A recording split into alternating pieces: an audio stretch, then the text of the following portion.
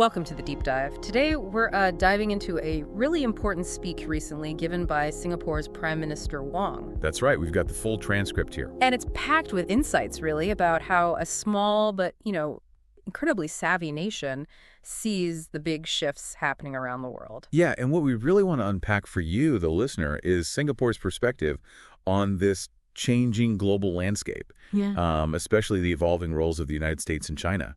Right. And crucially, what does all this mean if you're a smaller country trying to navigate these major power dynamics? Exactly. So our mission today is to distill the core insights from this pretty significant address. Absolutely. And to truly understand where Singapore is coming from, you kind of have to appreciate its own remarkable journey. Right at the beginning of his speech, Prime Minister Wong outlines the immense hurdle Singapore faced when it was founded back in 1965. Yeah, it's hard to imagine now, but think about it. A tiny city-state, suddenly independent. With no natural resources to speak of, no surrounding supportive region, not even a proper army to defend itself. The cards are really stacked against them. Totally. And what's fascinating right away is how Prime Minister Wong connects Singapore's almost unbelievable success story directly to the broader international order that emerged after World War II. The U.S.-led order. A system, as he emphasizes, that was largely shaped and maintained by American leadership. Yes. Okay, let's unpack this a bit. He lays out a pretty comprehensive picture of how the U.S. fostered this order. Well, things like actively supporting decolonization, Right. which allowed so many nations in Asia and Africa to gain independence. Yeah, and then you had the rebuilding of former enemies like Germany and Japan. And the Marshall Plan, helping Western Europe get back on its feet after the devastation of the war. Huge. And we can't overlook the creation of crucial global institutions, the UN, the IMF, the World Bank. Later, the WTO. These provided a framework for countries to work together. And critically promoted the idea of free trade and open markets.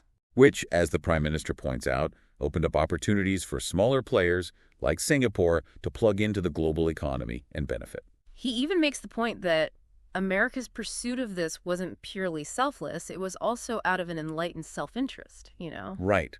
A desire to prevent another catastrophic global conflict after being drawn into 2 world wars. Makes sense.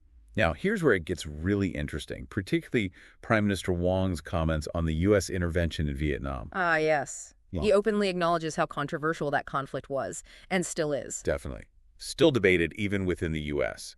Yet he states that Singapore is profoundly grateful for the sacrifices made. Why? What's the reasoning there?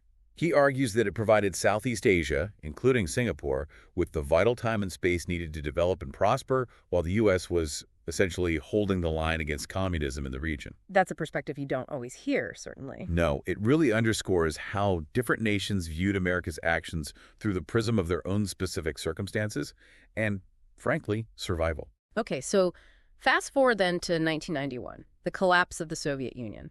And the U.S. is left as the sole superpower on the world stage. Right. And as Prime Minister Wong observes, this period of clear American leadership and its security presence really did contribute to peace and stability in Asia.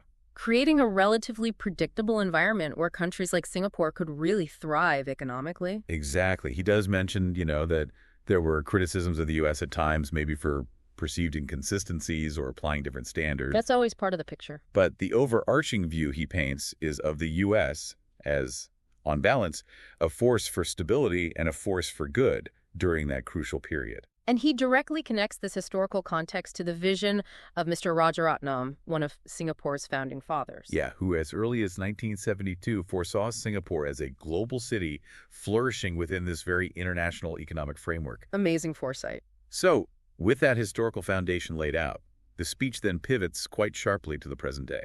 Which the Prime Minister characterizes as an international order that is fraying? Fraying, yeah. The underlying conditions that supported the previous era, he contends, simply don't hold as strongly anymore. And a central aspect of this fraying, from Singapore's viewpoint, is the noticeable decline in domestic support for robust global engagement within the United States itself. He touches on the sentiment felt by many Americans who believe they've been left behind by globalization, job losses, stagnant wages, a sense of social disruption. Right, and what's quite striking is the emphasis on the perception within the U.S. that other nations have benefited disproportionately from America's security commitments and its open markets. Perhaps without contributing equally in return. That's the feeling. Plus, the significant costs of wars after 9/11, then the 2008 financial crisis, then COVID-19. It all fuels this desire to prioritize domestic needs. Understandably, perhaps. Exactly. Prime Minister Wong highlights a strong and growing impulse within America to turn inward. To focus on pressing domestic issues, maybe scale back some of those long-standing overseas commitments. He even references U.S. Senator Marco Rubio's statement, suggesting that America's dominant post-Cold War role was maybe more of a temporary anomaly. Right, not the natural state of affairs. And it's really important that the Prime Minister underscores this isn't just partisan politics. No, it seems to reflect deeper shifts in American society. A feeling that the U.S. might no longer be willing or maybe even able to shoulder the primary responsibility for every global challenge. And this potential recalibration, he suggests, might not be a passing phase, but could represent a more enduring new normal. Which naturally leads to the other big factor. China. Of course, we can't talk about the shifting global order without addressing the significant rise of China as a near-peer competitor to the United States. And Prime Minister Wong readily acknowledges that China benefited enormously from the very U.S.-led system we were just discussing. Hugely. But now, as he points out, a new generation of Chinese leaders and citizens, having grown up during an era of rapid economic growth and a sense of national rejuvenation, they hold a different perspective. They see the power shifting. Yeah, they increasingly see a shift, East rising, West potentially declining, and they are more assertive in their ambition to redress what they see as past injustices and secure China's rightful place. This, understandably, has led to the intense competition for global influence we're seeing now. And while neither side may explicitly desire open conflict, there's a significant undercurrent of mistrust and suspicion. The Prime Minister specifically raises the very real risk of miscalculations. Particularly in potential flashpoints like Taiwan. That could trigger something much bigger and more dangerous. Scary thought. And despite both the U.S. and China publicly saying they don't want countries to have to choose sides. The reality, as Singapore clearly sees it, is that both are actively trying to draw nations closer into their respective spheres of influence. This intensifying rivalry, as the speech emphasizes, is already fundamentally reshaping the geopolitical landscape. So what does this all boil down to, from Singapore's perspective? Well, the U.S. appears to be gradually stepping back from its traditional role as the primary guarantor of the international order. But no single other nation seems either willing or fully equipped to step in and completely fill that void. Right. And the logical consequence, as Prime Minister Wong articulates, is that nations are increasingly looking inward. Prioritizing their own immediate national interests. Exactly. The trend towards global cooperation seems overshadowed by growing competition and distrust. Leading to a more fragmented and, well, unpredictable world. And this shift isn't happening in a vacuum. No, he delves into how different regions are reacting. He highlights Europe's surprise, maybe concern. Yeah, regarding the U.S.'s somewhat ambiguous stance on security guarantees, especially with Ukraine and NATO, and what some allies see as inconsistent treatment. And this has spurred a significant reevaluation of defense strategies across Europe. Definitely.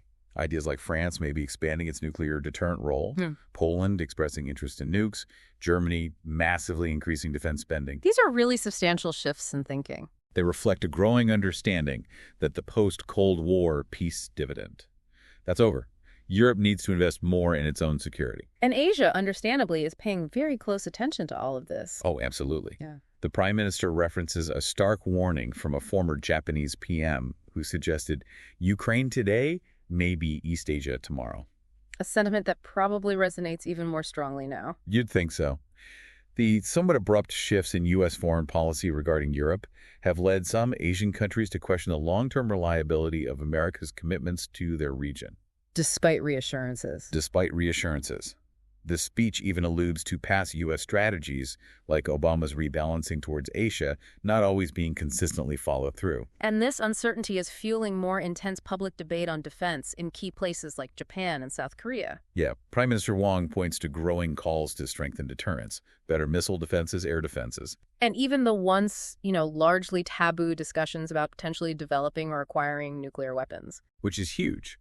What's truly significant here is the underlying psychological shift. Ideas that were once unthinkable are now being openly debated. Potentially leading to a fundamentally altered strategic landscape in Asia, more military buildups, a more fragile security environment. Okay, so moving beyond the geopolitical landscape, the Prime Minister also highlights the increasing turbulence in the international economic system. Right, he brings up the well-known trilemma, the tension between economic interdependence, national economic security, and geopolitical competition. In his core point. With the resurgence of intense geopolitical rivalry, that balance has been disrupted. Major powers are prioritizing national economic security more. So what was once seen as a good thing, this web of interconnected economies promoting stability, Is now increasingly viewed as a potential vulnerability. Governments are looking at localizing production, securing supply chains, controlling strategic industries. we're also seeing more use of economic tools like tariffs, export controls, sanctions. Yeah, not just for economic reasons, but as deliberate tools of statecraft. The Prime Minister directly references the U.S. tariff measures and the ongoing trade friction with China. He points out that even with some temporary easing, the baseline tariffs between the U.S. and China are still way higher than before. Creating huge uncertainty. He mentions the current figures. U.S. on China, around 14.5%. China on U.S., about 12.5%. And China saying they're willing to fight to the end. At these levels, as the PM states quite clearly, the normal flow of trade between the world's two largest economies will be significantly impeded, maybe even grind to a halt in some areas. And the negative impacts won't just be on the U.S. and China. No, they'll ripple through the entire global economy. He also highlights the lack of obvious off-ramps, the accelerating decoupling. This decoupling, he argues, is leading towards two distinct economic ecosystems. One centered around the U.S., one around China. And as these crucial economic ties weaken, It naturally puts a huge strain on everything else in their relationship, eroding trust, raising tensions. so given this rather serious assessment of where things are heading, The speech then turns to how Singapore, as a small, super open economy, is responding strategically. right. He emphasizes these global shifts are a big cause for concern for Singapore, whose prosperity is always dependent on a stable, rules-based order and free trade. He recognizes the emerging new order is likely to be more multipolar, less coordinated, more contested. Not a world run by one superpower or harmonious consensus, but shaped by many different actors. And despite being small, Singapore can't just watch passively. No, he stresses they must be proactive and agile, shaping their own future within their limits. He highlights Singapore's current strengths: better resources than in '65, good connections, a respected brand, international goodwill. And crucially, they're not going it alone. They'll deepen networks with like-minded countries committed to an open, rules-based system. Aiming to preserve and strengthen multilateral frameworks. He then outlines 3 key pillars of Singapore's strategy. Okay, what's the first one? First is actively contributing to the stewardship of the global commons, shared resources and systems. Things like AI governance, climate change, pandemics. Exactly. These demand more global cooperation, not less. And when Singapore talks about upholding international law and multilateralism, it's not just talk. They walk the walk. They know their interests as a small state are best protected by common rules. He cites Ambassador Rina Lee's leadership on the UN High Seas Treaty as a concrete example. And her nomination to the International Court of Justice, too. Underscores that commitment.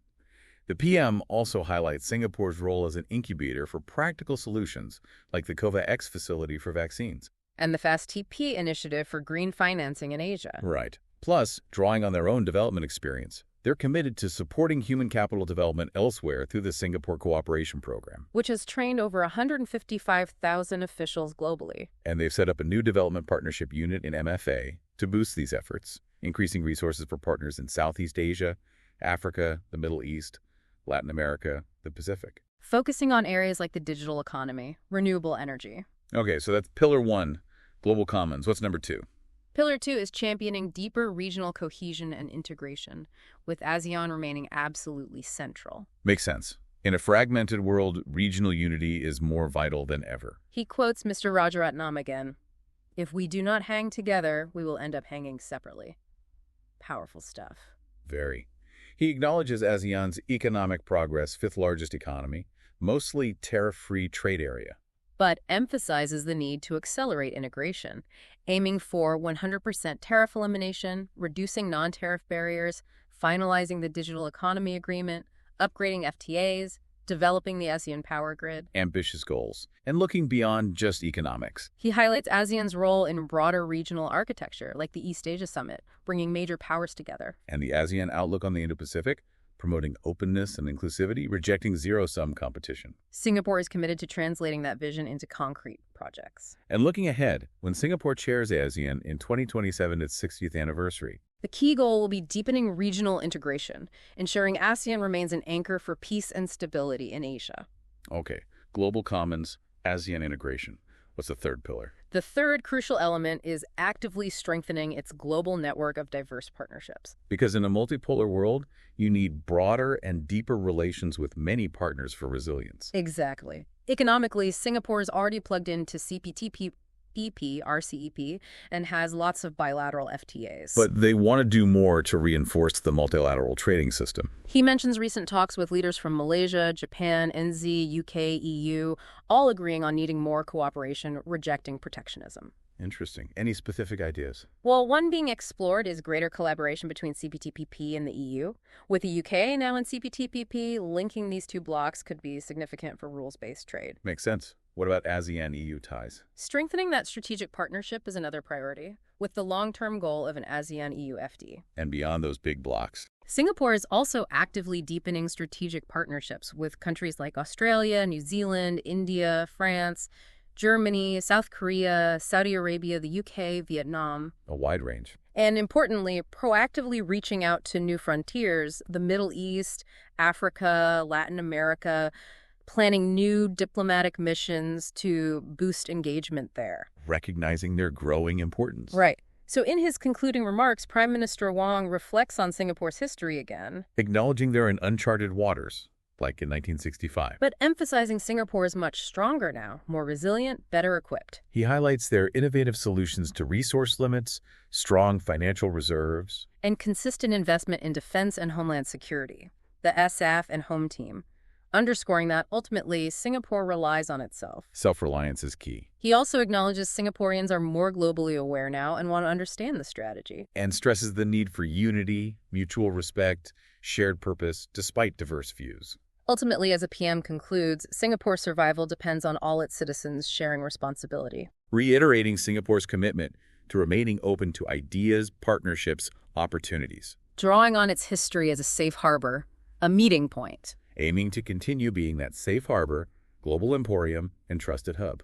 So the key takeaway for you, the listener, is that Singapore's really insightful perspective on this shifting global order powerfully underscores just how fragile past certainties have become. And the absolute imperative for adaptability and a commitment to multilateralism, especially for smaller nations navigating these great power complexities. Which leads to a really important question for you to ponder. Considering Singapore's proactive and multifaceted strategies, what might be the most critical adjustments that individuals, and indeed larger nations, need to make?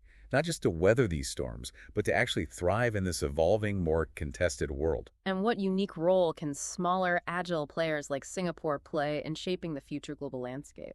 Definitely some profound points to consider there. Yeah, we really encourage you to reflect on the implications of these significant global shifts and Singapore's considered response within your own context and areas of interest. Thanks for taking this deep dive with us.